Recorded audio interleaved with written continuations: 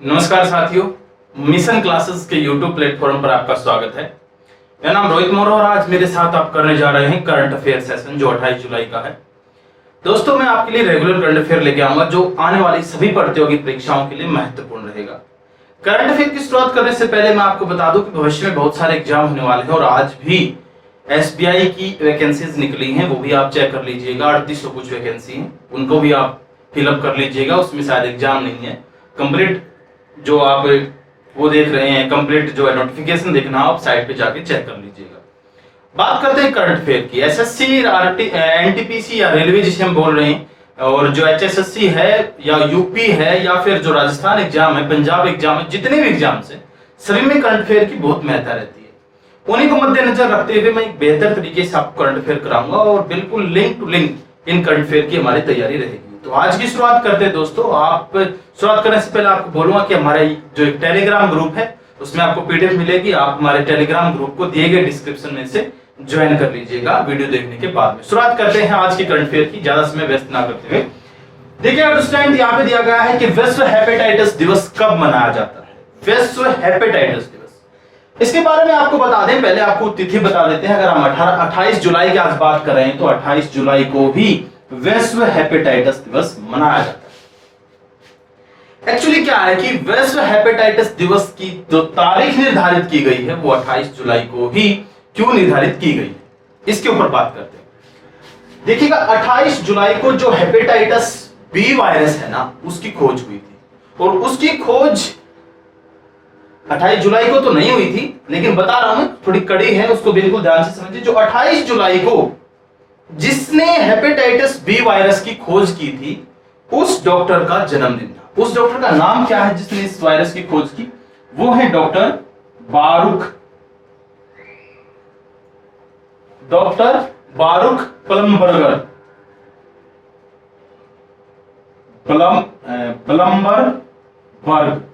ये है ब्लम्बरबर्ग, डॉक्टर बारूक ब्लम्बरबर्ग। नाम थोड़ा अजीब है, थोड़ा बारूक नहीं, बारूक। आप नाम को थोड़ा सा ध्यान, बारूक तक याद रख लें। डॉक्टर बारूक ने जो है इस हेपेटाइटिस बी वायरस की खोज की। आपको बताएं कि अब की बार जो वर्ल्ड हेल्थ ऑर्गेनाइजेशन है, विश्व स्वास्थ्य संगठन, उसने इसका एक विषय निर्धारित किया। अब की बार जो ये मनाया गया है आज, उसका एक विषय है क्या? हेपेटाइटिस मुक्त भविष्य। ये अब की बार जो वर्ल्ड हेल्थ ऑर्गेनाइजेशन के द्वारा, विश्व स्वास्थ्य संगठन द्वारा अंतरराष्ट्रीय स्तर पर हेपेटाइटिस दिवस जो 28 जुलाई को मनाया गया है आज, उसका विषय है हेपेटाइटिस मुक्त भविष्य। आपको बताएं कि जो हेपेटाइटिस है ना, वो एक प्रकार का वायरस नहीं है, ये 5 प्रकार का वायरस है। हेपेटाइटिस वायरस 5 प्रकार का कैसे है? पहले तो आप मेरे वीडियो देख रहे हैं तो आप मेरे वीडियोस के साथ में पेन कॉपी लेकर बैठें, क्योंकि अगर पेन कॉपी लेकर बैठेंगे तो इन महत्वपूर्ण चीजों को साथ के साथ लिखते चले। मैं लिंक टू लिंक सिर्फ पॉइंट नहीं कराऊंगा कि आज हेपेटाइटिस दिवस 28 जुलाई को मनाया जाता है, याद करें, नहीं। मैं आपको ऐसी तथ्य बताऊंगा जिससे आपको ये याद ही रहेगा, लेकिन उन्हें नोट जरूर करते चलें। तो देखिएगा कि जो विश्व हेपेटाइटिस मुक्त भविष्य का जो वर्ल्ड हेल्थ ऑर्गेनाइजेशन ने निर्धारित किया है कि इस दिन हम इस हेपेटाइटिस मुक्त भविष्य के साथ इस दिन को मनाएंगे। ये हेपेटाइटिस वायरस है एक, और ये एक तरह का नहीं है, ये जो है 5 प्रकार का है। Hepatitis A, hepatitis B, hepatitis C, hepatitis D और हेपेटाइटिस ई। ये सामान्य तौर पर पूरे विश्व में वायरस पाया जाता है। देखिएगा कि पूरी दुनिया में 325 मिलियन, पूरी दुनिया में 325 मिलियन लोग इस बीमारी से ग्रस्त हैं। एक्चुअली बीमारी है क्या? ये बीमारी यकृत की बीमारी है प्रिय विद्यार्थियों, यकृत, जिसे हम लीवर बोलते हैं इंग्लिश में, लीवर। ये लीवर की बीमारी है। इस बीमारी में क्या होता है कि लीवर के ऊपर सूजन आ जाती है, और कई बार तो ये बीमारी इतनी भयावह रूप ले लेती है कि इसमें लीवर की कैंसर बन जाती है। अगर इसका समय पर इलाज नहीं किया जाए तो ये मनुष्य की मौत का कारण बनती है, और उन्हीं कारणों की वजह से पूरी दुनिया में इस हेपेटाइटिस की वजह से 1.34 मिलियन लोगों की मृत्यु होती है। 1.34 मिलियन लोगों की हेपेटाइटिस की वजह से मृत्यु होती है। अब बात यह है कि हेपेटाइटिस ए है, बी है, सी है, डी है, ई है। इन चीजों के बारे में लोगों को पता क्यों नहीं चलता? मैं आपको बताता हूं। इसमें जो हेपेटाइटिस बी और हेपेटाइटिस सी है, ये वायरस सबसे ज्यादा खतरनाक है। जो ए, डी और ई है, इनकी वजह से तो लोग बच भी जाते हैं, और इनके बारे में तो सामान्य है, जो सामान्य टैबलेट लेने से भी ये ठीक हो जाता है। लेकिन बी और सी जो है, ये एक ऐसा वायरस है, ऐसा भयावह वायरस है, जो किसी भी व्यक्ति के अंदर अगर है तो उसे पता ही नहीं चलता। कई बार तो ये दशकों तक इस वायरस की इंफॉर्मेशन नहीं होती, और जब इसकी इंफॉर्मेशन चलती है तब तक ये लीवर पे अपने निशान बना चुका होता है, और ये स्थिति हाथ से बाहर ना निकले अगर व्यक्ति उस समय में जिसे पता चला कि हेपेटाइटिस बी और सी से ग्रसित है, अगर वो इसका इलाज नहीं करवाता है तो स्थिति क्या हो जाती है कि वो समय पर इलाज नहीं करवाता है तो उसके हाथ से या डॉक्टरों के हाथ से स्थिति निकल जाती है। तो इसी परिप्रेक्ष्य में जो भारत का स्वास्थ्य एवं परिवार कल्याण मंत्रालय है, वो इस चीज के ऊपर बहुत सारे कदम उठा रहा है।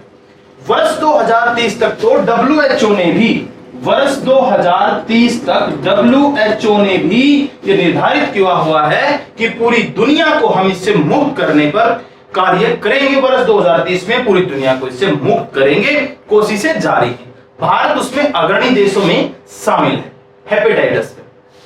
तो ये तो था आपका हेपेटाइटिस, जो 28 जुलाई को मनाया जाता है। नेक्स्ट करंट अफेयर की बात करते हैं। नेक्स्ट क्वेश्चन हमें दिया गया है राफेल विमानों से संबंधित। भारत ने फ्रांस से कितने लड़ाकू विमान खरीदे? प्रिय विद्यार्थियों, पीछे इस मुद्दे पर बहुत सारी डिस्कशन हुई थी, और इस मुद्दे को अंतरराष्ट्रीय स्तर पर उठाया गया था, और कांग्रेस कह रही थी कि ये बहुत बड़ा जो है घोटाला किया जा रहा है।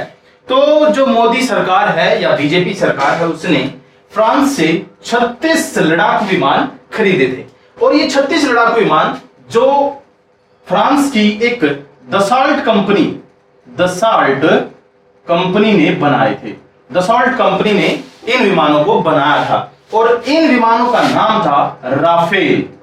राफेल का समझौता अक्टूबर 2016 के अंदर कंप्लीट हो चुका था, जिसमें 56,000 करोड़ रुपए का, ये 56 नहीं, 59,000 करोड़ रुपए का ये समझौता था, जिसके अंदर भारत को 36 राफेल विमान वर्ष 2021 तक सौंपे जाने का, जो फ्रांस की दसाल्ट कंपनी ही है, दसाल्ट कंपनी ने ये 2021 तक भारत को सौंपे जाने का जो वादा किया है, जिसके तहत अभी हाल ही में बीते दिन यानी कि 27 जुलाई को वहां से दसाल्ट एविएशन जो सेंटर है, वहां से भारत के लिए 5 विमानों ने भारत के लिए उड़ान भरी है। प्रिय विद्यार्थियों, इन 5 विमानों में से 3 विमान जो है, इन 5 में से जो 3 विमान है वो सिंगल सीटर है स्टूडेंट, सिंगल सीटर, और बाकी के जो 2 विमान है वो डबल सीटर है।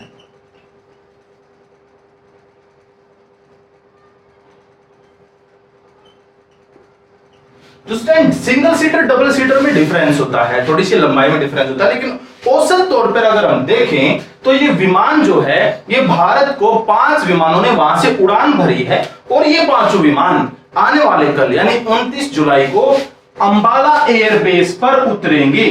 अंबाला एयरबेस जो है, एयरबेस नहीं, जो एयरफोर्स का एयरबेस जो है, वहां पर ये 5 के 5 विमान उतरने वाले हैं, और इन विमानों का जो है बड़े जोरदार तरीके से स्वागत किया जाएगा। आपको एक खास बात बताते हैं कि ये लड़ाकू विमान फ्रांस से भारत आ रहे हैं। कहां से? फ्रांस से भारत आ रहे हैं। प्रिय विद्यार्थियों, कितनी दूरी है, लगभग 7,000 किलोमीटर का डिफरेंस, ये उड़ान करके यहां पर पहुंचेंगे। आपको एक खास बात बताते हैं, ये डायरेक्ट फ्रांस से भारत नहीं आएंगे प्रिय विद्यार्थियों, क्योंकि इतना लंबा सफर तय करना रेगुलर इनके बस की बात नहीं है। ये क्या करेंगे, ये बीच में कहीं ड्रॉप करेंगे। कहां ड्रॉप करेंगे मैं बताता हूं, कहां पर उतरेंगे, थोड़ा आराम करेंगे, पायलट चलेंगे इतने लंबे तो दुखी हो जाएंगे, तो क्या करेंगे, थोड़ा सा आराम करेंगे, रुकेंगे रास्ते में। कहां रुकेंगे तो स्टूडेंट वो रुकेंगे संयुक्त अरब अमीरात। संयुक्त अरब अमीरात के अंदर ये विमान अपना थोड़ा सा रेस्ट करेंगे। संयुक्त अरब अमीरात में जो फ्रांस का एयरबेस है, फ्रांस एयरफोर्स जो बेस है, वहां पर ये विमान थोड़ा सा रुक कर आराम करेंगे और पायलट भी आराम करेंगे और फिर से ये वहां से उड़ान भरेंगे और भारत में हरियाणा के अंदर अंबाला एयरबेस पर ये उतरने वाले हैं। आपको एक खास बात बताते हैं, ये 17वीं स्क्वाड्रन के अंदर शामिल होंगे। 17वीं स्क्वाड्रन के अंदर इनको शामिल किया जाएगा और इन विमानों को जो अंबाला एयरबेस पर तैनात किया जाएगा। इसके पीछे क्या है स्टूडेंट, अभी हाल ही में आपको पता है चीन के साथ हमारे संबंध ठीक नहीं चल रहे हैं और इसी मद्देनजर रखते हुए इन 5 विमानों को फुल्ली लोडेड लेके आए हैं यहाँ पर। इनके अंदर हैमर मिसाइलें पहले से तैनात है। हालांकि भारत जो स्पाइस मिसाइलों के इन पर तैनात करना चाहता था, लेकिन फिर विद्यार्थियों जो इजराइल से स्पाइस मिसाइलें भारत खरीद रहा है या खरीदी जा चुकी हैं, उनको इनके ऊपर लोड करने के लिए थोड़ा सा अपग्रेड करना था और उसमें समय लगने वाला था। लेकिन चीन के साथ हमारे संबंध काफी खटास में हैं, तो इन संबंधों को देखते हुए भारत ने निर्णय लिया है कि वहीं से हैमर मिसाइल से पूरी तरह से लोडेड ये भारत में एज इट इज आएंगे और लड़ाई करने में सक्षम होंगे। इसे 2 चरणों में भारत को सौंपा जाना था। अब ये जो पायलट है ये वहां पर पहले जा चुके थे और इन्होंने वहां पर प्रशिक्षण लिया इसको उड़ाने का, चलाने का, और अब ये पूरी तरह से सीख के भारत के अंदर आ रहे हैं। तो कल हम इनको देखेंगे कि ये क्या कुछ करने वाले हैं, ये उतरेंगे, का भव्य स्वागत होगा। फिर विद्यार्थी इस विमान की खासियत के बारे में बताता हूं मैं आपको। पहली बात तो ये, इस विमान की जो लंबाई है वो 15.27 मीटर है। 15.27 मीटर लंबा ये विमान है। और दूसरी बात प्रिय विद्यार्थियों, इस विमान में दूसरी खासियत क्या है, ये विमान पलक झपकते पाकिस्तान और जो हमारे ये चीनी भाई हैं, ये हमारे साथ झगड़ा कर रहे हैं, इनको पलक झपकते नेस्तनाबूद करने में सक्षम है। इसकी रफ्तार की अगर मैं बात करूं तो ये अधिकतम 2500 किलोमीटर प्रति घंटा की रफ्तार से दौड़ता है। विद्यार्थियों 2500 किलोमीटर प्रति घंटा की रफ्तार से ये विमान दौड़ता है। और दूसरी बात, इस विमान में एक खासियत है कि ये मात्र 1 मिनट के अंदर, कितने मिनट के अंदर, सिर्फ 1 मिनट में ये विमान 60,000 फुट ऊंचाई पर जा सकता है। 1 मिनट में 60,000 फुट पहुंच जाएगा। इसका मतलब ये हुआ कि बहुत ऊंचे इलाकों में भी लड़ाई करने में सक्षम है प्रिय विद्यार्थियों। और दूसरी बात आपको बता दें कि भारत के पास मुख्य जो लड़ाकू विमान है वो सुखोई है, जो हमने रूस से लिया था, लेकिन उसकी तुलना में राफेल कुछ ज्यादा अपग्रेडेड है। इसी बातों के मद्देनजर रखते हुए भारत ने फ्रांस से जो दसॉल्ट जो राफेल विमान है ये खरीदे हैं। दसॉल्ट कंपनी के द्वारा ये निर्मित थे, जो भारत में अभी आ रहे हैं। तो आपको बताता हूं, जो हमारा सुखोई विमान है ना प्रिय विद्यार्थियों, जो हमारा सुखोई है ये रूस से लिया था और इसकी मारक क्षमता कितनी, हम यहां लिख रहा हूं, 400 से 550 किलोमीटर मारक क्षमता है। इतनी दूर मार कर सकता है।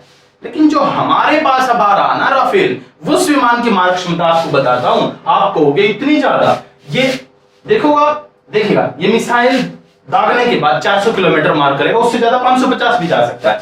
ये जो राफेल है ये 78 किलोमीटर मार से लेकर 1055 किलोमीटर, 78 किलोमीटर से 1055 किलोमीटर तक मार करने में सक्षम है आपका राफेल विमान। तो कल आ रहा है स्टूडेंट, ये था राफेल से रिलेटेड कुछ महत्वपूर्ण तथ्य। नेक्स्ट करंट अफेयर की तरफ चलते हैं। नेक्स्ट क्वेश्चन हमें दिया गया है, कहां की बंजर जमीन पर खेती करने के लिए विश्व बैंक से समझौता किया गया। फिर विद्यार्थी आपको एक खास बात बताते हैं, ये बंजर जमीनें क्या होती हैं, उससे पहले का आंसर आपको बता देते हैं कि जमीन कहां की है जहां पर विश्व बैंक के साथ वहां की जमीन को उपजाऊ बनाने का ठेका ले लिया गया है। तो वो जमीन है चंबल की। एक्चुअली क्या है स्टूडेंट, जो ग्वालियर चंबल की जमीन है ना, ग्वालियर चंबल की जो जमीन है प्रिय विद्यार्थियों, वो बिहड़ के रूप में तब्दील हो चुकी है और वहां के जो किसान है ना बड़े दुखी हो चुके हैं प्रिय विद्यार्थियों। वहां पर बेरोजगारी का आलम बहुत ज्यादा हो चुका है, लोग भूखे मर रहे हैं। मैं आपको एक खास बात बताता हूं। पहले तो ये जो बंजर जमीन कैसे बनी, वहां पे बीहड़ कैसे बनी, वहां पर उबड़ खाबड़ी इलाका है विद्यार्थियों। और जब किसी क्षेत्र विशेष में है ना, वनस्पति की ऊपरी सतह जो होती है जहां पेड़ पौधे होते हैं, अगर वो नष्ट हो जाए और फिर बारिश होने की वजह से वहां का मिट्टी का अपरदन होना शुरू हो जाता है और वो मिट्टी बह के कहीं चली जाती है। इसी स्थिति में ऐसी स्थिति वहां पर क्रिएट हुई। वर्ष 1943 की बात है। वर्ष 1943 से लेकर वर्ष 1950 तक जो चंबल ग्वालियर का क्षेत्र जो है वहां पर क्या हुआ प्रिय विद्यार्थियों, लोगों ने बहुत बड़ी मात्रा में लगभग 800 हेक्टेयर प्रति वर्ष 800 हेक्टेयर प्रति वर्ष वहां के जंगलों को नष्ट करना शुरू कर दिया, अपने भोजन के लिए, अपनी लकड़ी की जरूरत के लिए और अन्य जो जरूरत उसकी थी उनको पूरा करने के लिए 800 हेक्टेयर सालाना प्रति वर्ष वहां पर जंगलों को नष्ट करना शुरू किया 1943 से 1950 के बीच में। ये स्थिति वर्ष 1975 में कितनी होगी स्टूडेंट? ये स्थिति वर्ष 1975 में बढ़ती बढ़ती 5000 हेक्टेयर जो क्षेत्र है वो सालाना तौर पे वहां पर जो है वहां से जंगलों को काटना शुरू कर दिया। प्रिय विद्यार्थियों, क्या स्थिति हुई वहां पे? अब ये जंगल कटते चले गए, मिट्टी ऊपर आ गई, उबड़ खाबड़ मिट्टी थी, बारिश होने लगी। अब ये स्थिति होने की वजह से बारिश, जो उबड़ खाबड़ मिट्टी है, बारिश होने से जो पानी बहता है वो झुकाव की तरफ जाता है। उबड़ खाबड़ का मतलब बहुत ऊंचाई, कहीं बहुत नीचाई, तो वो पानी अपने साथ वो अपर्दन की वजह से, वहां पर वनस्पति तो है नहीं, वो मिट्टी का अपर्दन होता है और मिट्टी बह के चली गई, और जो मिट्टी बह के चली गई नदी की तरफ चली गई, और वो नदी की तरफ जाती रही, वहां पे फिर बारिश होती रही, और जहां से मिट्टी जा रही थी ना फिर विद्यार्थियों वहां बहुत गहरी गहरी नालियां बन गई, जिसको मैं अब यहाँ पे नालियां कहूंगा तो आप बहुत छोटी सी मानेंगे, लेकिन मैं अगर कहूं तो बहुत गहरी गहरी खाई बन गई। फिर विद्यार्थियों को इस प्रकार से दोनों तरफ उस तरफ वहां पर लोग जाना बंद हो गए फिर विद्यार्थियों, और वहां पर इसी तरह प्रक्रिया चलती रही, और वर्तमान समय में वहां पर बहुत बड़ा क्षेत्र बीहड़ का रूप में तब्दील हो गया। तो उस स्थिति को देखते हुए सरकार कौन सी, जो हमारे जो कृषि एवं ग्रामीण विकास मंत्री हैं, कृषि एवं ग्रामीण विकास मंत्री, उनका नाम मैं यहां पे लिख दे रहा हूं, वो है नरेंद्र सिंह तोमर।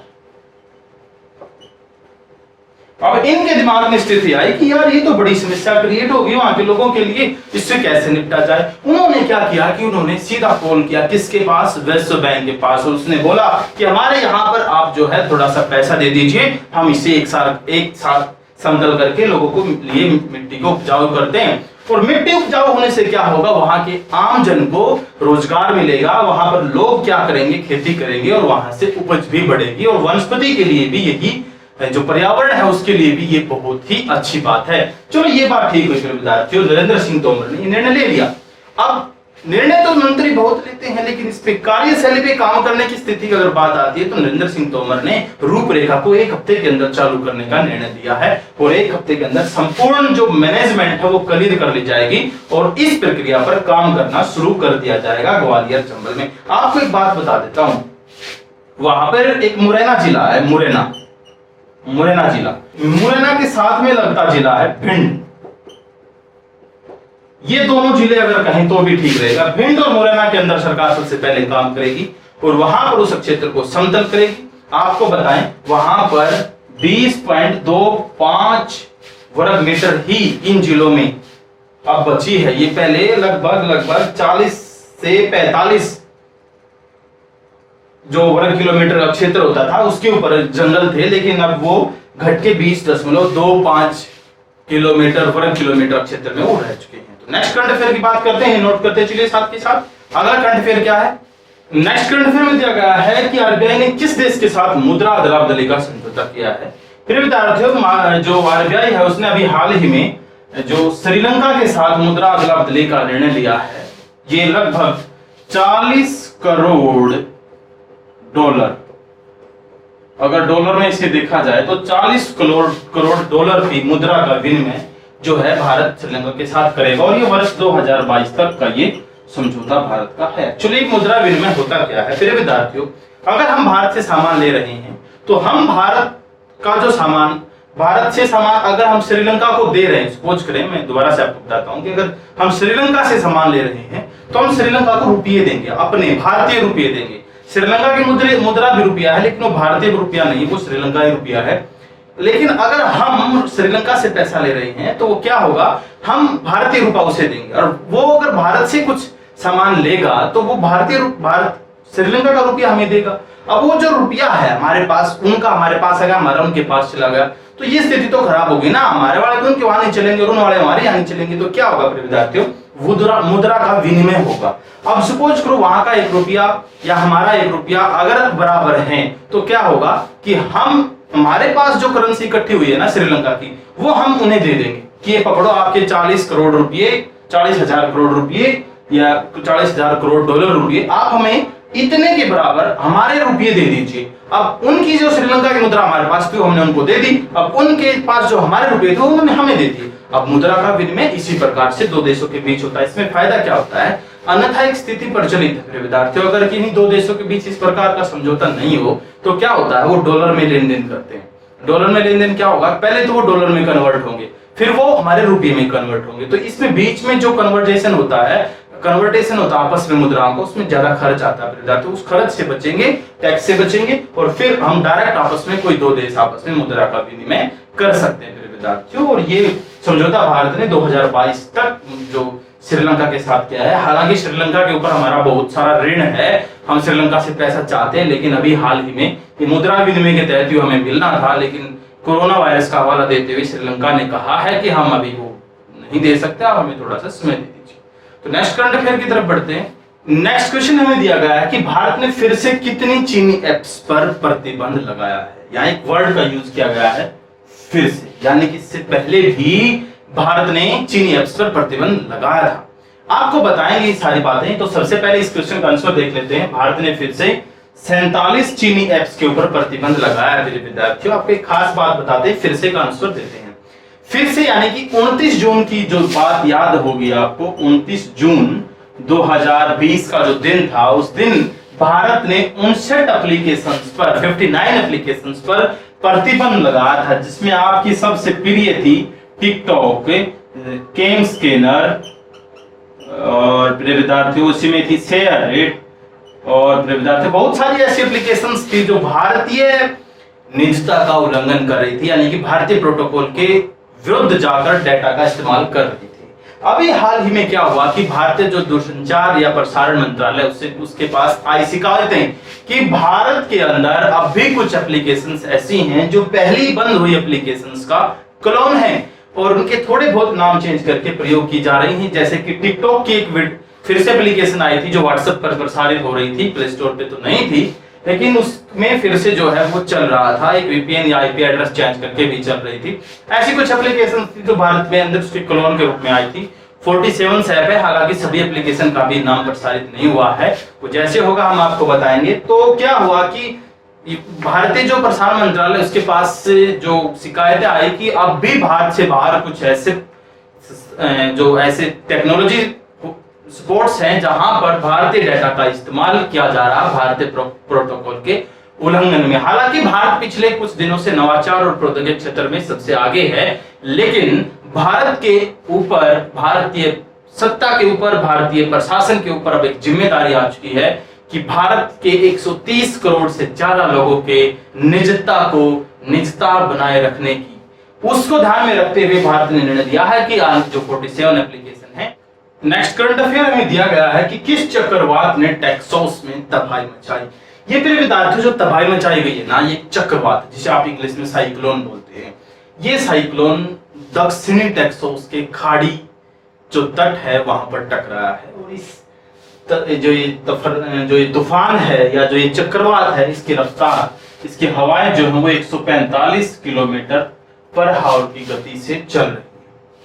फिर विद्यार्थी आपको बताएं, ये जो चक्रवात होते हैं उसमें बिल्कुल पहली श्रेणी का चक्रवात है, 5 श्रेणी के होते हैं, पहली श्रेणी का ही जो सबसे निचली श्रेणी है, इतना तबाही मचाने वाला नहीं, लेकिन फिर भी इसने जो है वहां पे हड़कंप मचा दिया है, जनजीवन को अस्त व्यस्त कर दिया है, जो बिजली व्यवस्था वो प्रभावित हुई है, कई क्षेत्रों में रास्ते रुके हैं, पेड़ उखड़े हैं, घर जो है गिरे हैं लोगों के, लेकिन इतनी जान माल की इतने बड़े लेवल पे हानि नहीं हुई है। लेकिन फिर भी मैं आपको बता देता हूँ, ये जो तूफान है इसका नाम क्या है विद्यार्थी, नोट कर लीजिए, हन्ना नाम का ये तूफान है विद्यार्थियों, हन्ना। फिर विद्यार्थियों इस तूफान ने टेक्सास के अंदर जो तबाही मचाई है, अब ये मैक्सिको की तरफ, उत्तर पूर्वी मैक्सिको की तरफ बढ़ रहा है।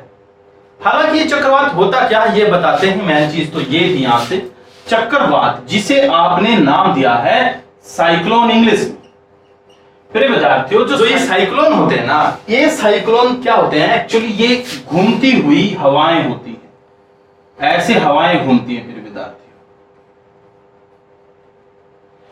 एक्चुअली जो साइक्लोन होता है वो बहुत तेज हवाओं का, या जिसे हम तूफान बोल देते हैं, वो होता है।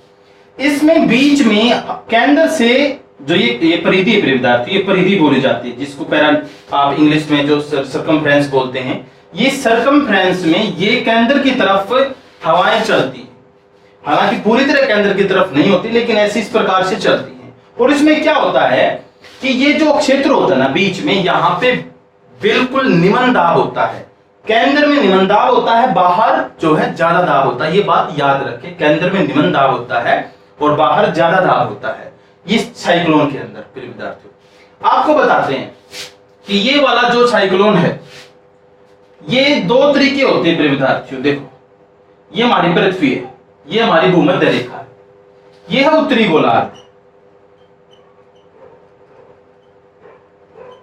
और ये है दक्षिणी गोलार्ध।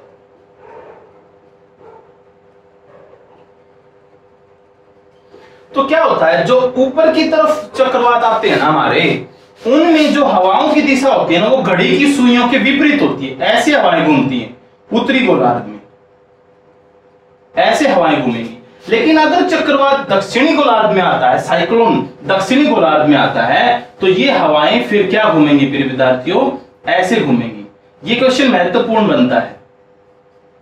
ये घड़ी की सुइयों की दिशा में, जिस प्रकार घड़ी की सुइयां घूमती हैं, उसी प्रकार फिर ये घूमना शुरू कर देंगे। तो प्रिय विद्यार्थियों, देखिए कि उत्तरी गोलार्ध में आएगा तो इस प्रकार से हवाएं घूमेंगी एंटी क्लॉकवाइज, और दक्षिणी गोलार्ध में अगर तूफान आता है, चक्रवात आता है, तो उसमें इस प्रकार से हवाएं घूमेंगी।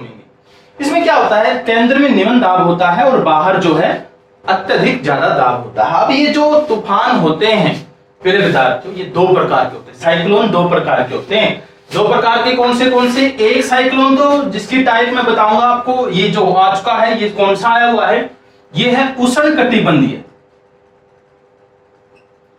उष्ण कटिबंधीय फिर विद्यार्थियों, इंग्लिश में इसको बोलते हैं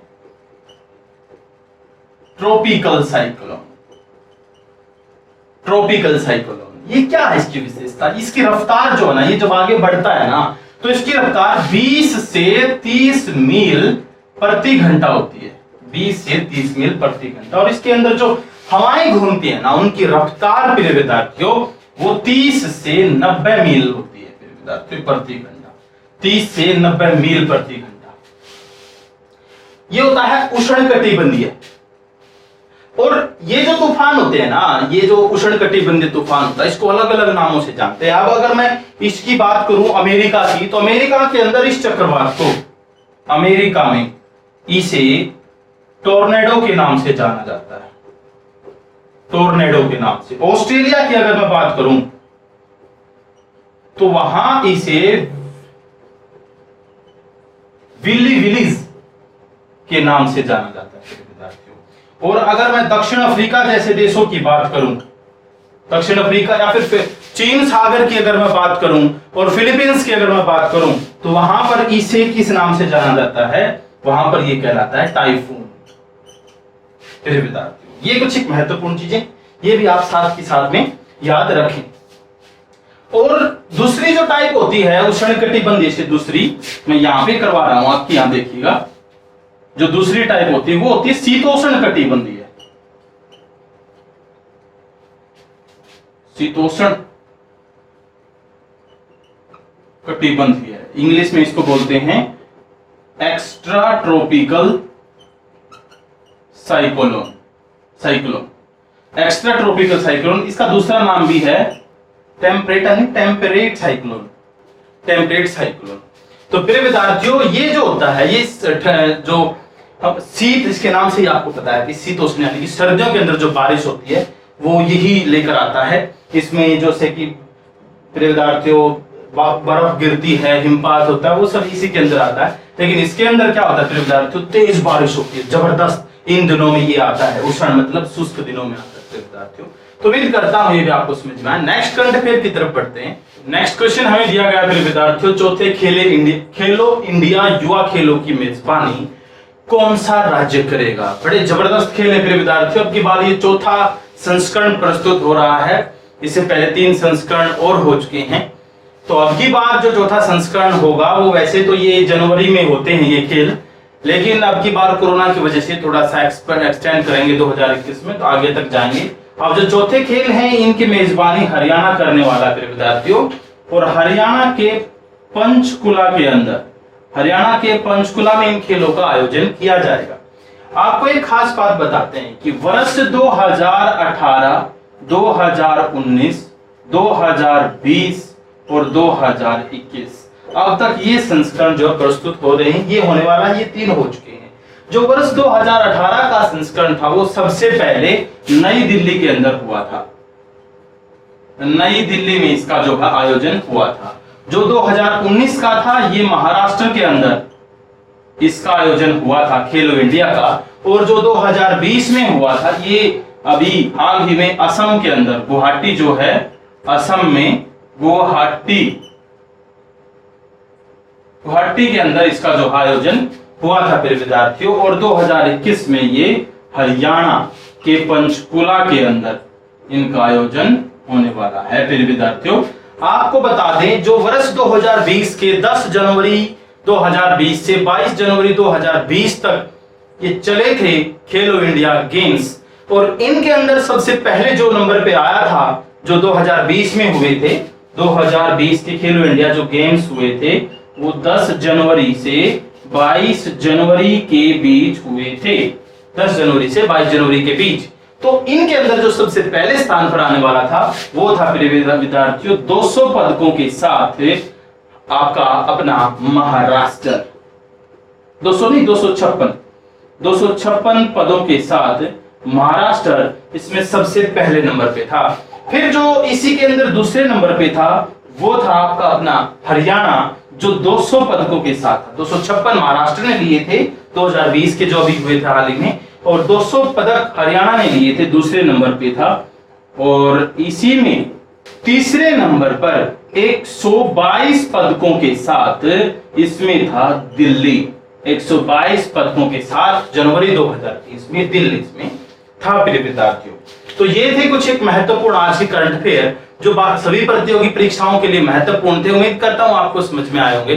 जैसे भी लगे कमेंट करना, और प्रिय विद्यार्थियों आपसे रिक्वेस्ट है आप हमारे टेलीग्राम ग्रुप को जरूर ज्वाइन करें। इसी वीडियो के डिस्क्रिप्शन में उसका लिंक, या आप टेलीग्राम पे जाके मिशन क्लासेस 1 इस प्रकार से लिख सकते हैं, MISSIONCLASSES1 एक, जिसे आप बोल रहे हैं ये एक विद्यार्थियों, ये सर्च करें। इसके अंदर आपको 57 से अबव जो है कैंडिडेट मिलेंगे, आप उसको ज्वाइन करें, आपको रेगुलर क्लासेस वहां पे मिलेंगे प्रिय विद्यार्थियों। उम्मीद करता हूं आपको सब कुछ समझ में आया होगा। जो भी लगे आप जो सजेशन देना चाहते हैं कमेंट कर दीजिएगा, और मेरे वीडियो को शेयर करना मत भूलिएगा, और अगर आप नए हैं तो इस चैनल को सब्सक्राइब करना भी मत भूलिएगा। धन्यवाद दोस्तों।